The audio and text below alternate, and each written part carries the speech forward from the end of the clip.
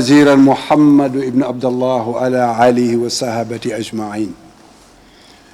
My brothers and sisters, I must start with thanking the civil society that organized this important forum, because in this important forum, I can call it as it is. When I'm not very much comfortable in my pulpit, to call it as it is, why we are there to worship. But here, we are here to discuss, and very thankful to the four speakers who make my load very light. They make it very light. Because really seeing Miss Bah and listening to her, with the experience I personally have as a Fuller, as somebody who belongs to this tradition, if you ask for any other evidence, I don't know what kind of evidence you need now. And with Dr. Dafe, with his clarifications, which are in line with the fatwas of Azhar University, one of the most respected university in the whole world, in the Islamic world in particular, I don't know what evidence you are asking again for.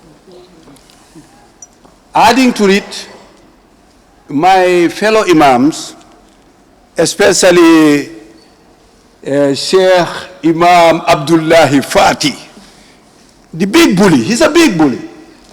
I'm telling you. He's bullying the whole country, including the lawmakers. This is the fact. He is a bully. He's the bully. Some lawmakers contacted me saying, Baba, you know, we know you are right, we know he's not right, but if you don't mind, they'll vote us out. So that's a bully. He terrorized them. But with all his stand on this issue, with all his ego in this issue, he speaks the same language, he's in the same page with most of us, in the sense that they condemn them, they themselves, they condemn FGM, female genital mutilation, they condemn it, they say it's haram. They condemn sealing the young child, the girl, called in Mandinka Notoro, called in Pular Sukude, that's why they call it Sukere, called in Wolof Fatta. They all condemn it. In Arabic, they call it Khitanul Fir'auni, the ferocious female genital mutilation. And this mutilation includes so many things. But what they're advocating for, just listen to them. I don't know how some people think. What they're advocating for, they said, you could slice, don't go deep. They try to quote the hadith of Atiyah or Abu Dawood. They use Atiyah as a reference to this hadith. They said the Holy Prophet said, quote lightly, don't go deep.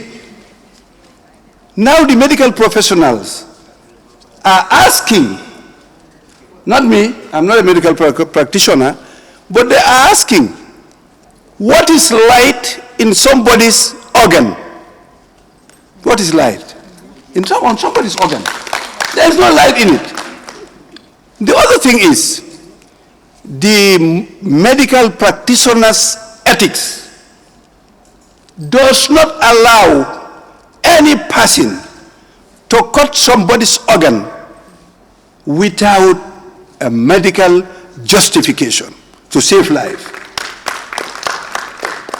And they all agree.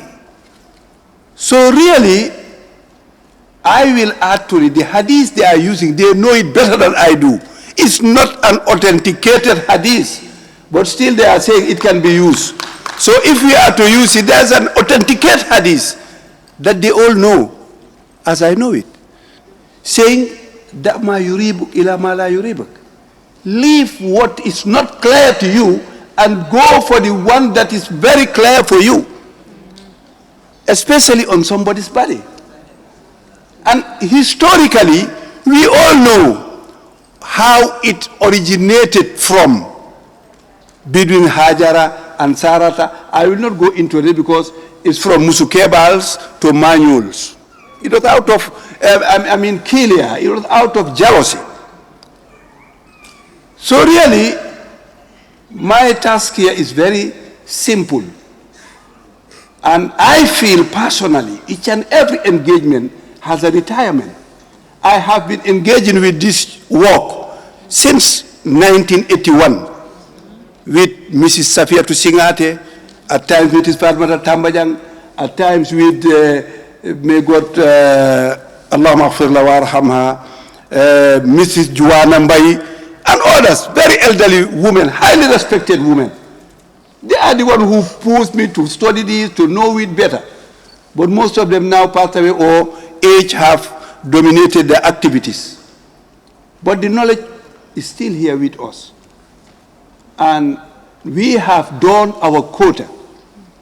I have done my role. There was facility to travel so many different countries to study the reality. When we went to Iran, the Iranian ulamas was listening to me to tell them how they do it. They don't know it, even. If you go to Saudi Arabia, I heard them that they're saying in our dialogue, that is still practiced in Saudi. That's not true. It's 10 years jail minimum for anybody practice it in Saudi Arabia. And history has revealed that none of our prophets practiced this practice on their male folks. So really, we have done our job. We have advocated more than enough.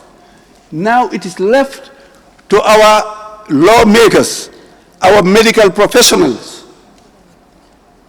and the government to take their responsibility.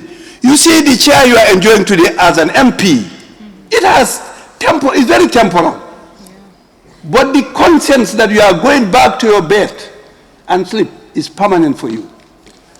So really, I'm calling all our MPs to reflect few years back. These people who are advocating this practice, they were here when Jammeh was here.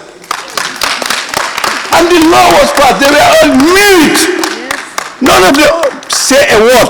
Yes. Instead, they were here to legislate anything that Jammeh did. Mm-hmm. We all know Jammeh killed 9 inmates in one night, and still there are dead bodies to sing, and they legitimize it. They said it's Islam. I asked them at that time, which Islamic court has taken them to court? Where the dead body, let them be returned to their... Look, you see, we have to call it as it is. I know 95% of the imams of this country are with me. They know I'm saying the truth. But they are sitting on top of the fence. Because they don't want to be bullied as I want to. For me, I don't mind. Let them bully. Let them say whatever they want. Do I care? No. And I will never care. Because I know I understand more than them. I travel more than them. I read more than them. And when it comes to reference, the whole world knows who is Imam Baba Leigh. So really, I'm calling for my MPs, telling them there's a life after MP. There was a life before MP. Let them help protect our movement. They are the biggest number that vote for them there. Even is out of ignorance, they don't understand what people are working. Let them not listen to these people with their eloquencies, their big beards, their big half-down and turbine, convincing them. Allah is not that type. Allah is not that type. So I'm really glad. If you don't stop me, I'm going forward again. Because really, this kind of platform, I can say it as it is. Lima don't worry. Man dama passé fuma debate ak Ablaye Fati. You know, boxers knows what I'm going to say here. When you find yourself as a boxer out of the ring and you want to come back to the ring, you try to offend those who can bring you back to the ring. I'm not here to bring anybody back to the ring. If Gambians were aware enough and understand properly, they will. I have no doubt on Imam Fati's knowledge. I have no doubt about it. I'm one of those who contribute on his knowledge. Number one. Number two, I have no doubt of his fluency. I have no doubt about it. Where I have doubt is his credibility. Because I saw him with that regime, I saw him with this regime. Where they were given water by Jammeh for them to use that water as safar and naso, and now they say naso is haram. I'm asking his credibility. These people, they have not single authority, moral authority to talk to their congregations. This is what I'm saying. A religious leader, you should be a leader in easiness, you should be a leader in difficulties. Wallahi, if Adam Barrow goes wrong, I will be the first person to tell him. And I'm telling him even right now, but actually, at least I have a window of seeing him. And I always say, made it very clear. Any president that gives you the opportunity to be able to sit with him and talk to him and listen to you, you have no right to go viral. What for? You should be responsible enough as a Gambian. But if you have any president here in this country who doesn't give that window to listen to my opinion or ideas, I will take up my pulpit again, I will take up my gentes, my dates, my gamos, and do what I was supposed to do. I'm a Gambian, I don't play with my citizenship. I know my rights, I will die by that, nobody. So to give Abdullah Fati and his likes the opportunity to sit together and try to debate, I will not do that. The biggest reason is Islam doesn't advise Muslims to engage in debate. Islam advises us to engage in dialogue. There's a whole chapter called dialogue in the Holy Quran. There's a big verse stopping Muslims to debate with even Christians, much more Muslims. Because in dialogue, in debate, there will be a winner and a loser. And definitely I don't want Abdullah Fati to lose. I don't want him to lose. I'm praying for him. He's praying for me to die. He's praying for me over, and then he was doing what the Mandinkas call dankaro. Lumoro akan dankale. You know, badala dankaro muduale tuntefe. Ntenafa man moral bedu atante. So ala dankaro mu nafa baleti. Let him continue dankaring me. But I will pray for him. May God guide him and show him the right way and give him modesty and humility that he can come back to the society and protect the society. And anybody like him for that matter. Assalamu alaikum wa rahmatullah.